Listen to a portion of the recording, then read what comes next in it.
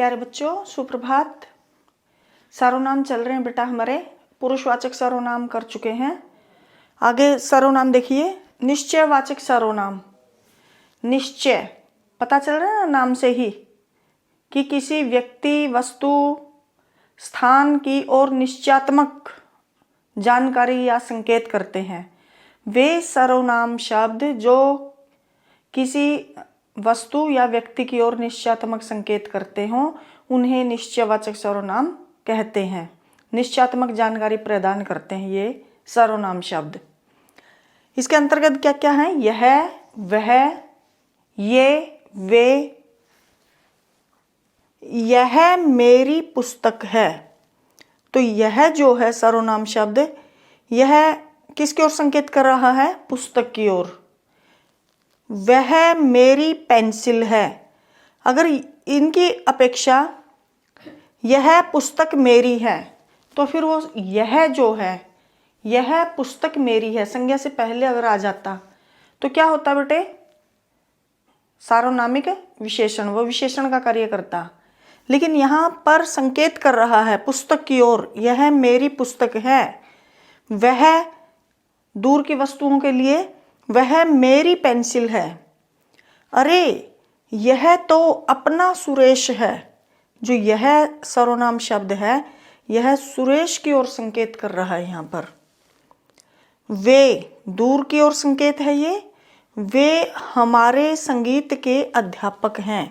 दूर दिखाई दे रहे हैं वो जाते हुए, तो यहाँ अध्यापक की ओर संकेत है इसका सर्वनाम शब्द का। तो ये निश्चयवाचक सर्वनाम है, निश्चयात्मक जानकारी हमें प्रदान कर रहे हैं कि हाँ यह वही है। नंबर 3, अनिश्चयवाचक सर्वनाम। नाम से ही है, उसके विपरीत है, उसमें निश्चयात्मक संकेत है, उसको संकेतवाचक सर्वनाम भी कहते हैं। और इसमें वे सर्वनाम शब्द जो हमें किसी व्यक्ति या वस्तु की निश्चयात्मक जानकारी नहीं देते, यानी कि संकेत तो करते हैं लेकिन हमें उसके बारे में निश्चयात्मक जानकारी नहीं मिलती, वो अनिश्चयवाचक सर्वनाम है। तो इसमें कोई, कुछ। कोई जो है वो प्राणीवाचक संज्ञा की ओर संकेत करता है, कोई, और कुछ निर्जीव अप्राणीवाचक संज्ञा शब्दों की ओर संकेत करता है। जैसे कि आपसे मिलने कोई आया है। यहाँ पर कोई, हमें ये पता है कि कोई आया है, लेकिन ये जानकारी नहीं है कि वो हम उसको जानते पहचानते हैं या फिर कोई अनजान है, हमें नहीं पता, लेकिन आया अवश्य है। माँ बाजार से कुछ लाई है। कुछ यानी कि उनके झोले में जो थैला लेकर बाजार गई थी उस थैले में कुछ वस्तु अवश्य है। अब वो वस्तु क्या है? कोई फल है या फिर कोई और वस्तु है, इसके बारे में जानकारी नहीं है। धीरे धीरे बोल कोई सुन ना ले। कोई यानी कि कोई प्राणीवाचक की ओर संकेत करता है, कोई सर्वनाम शब्द। नंबर 4, प्रश्नवाचक सर्वनाम। प्रश्न का बोध होता हमें।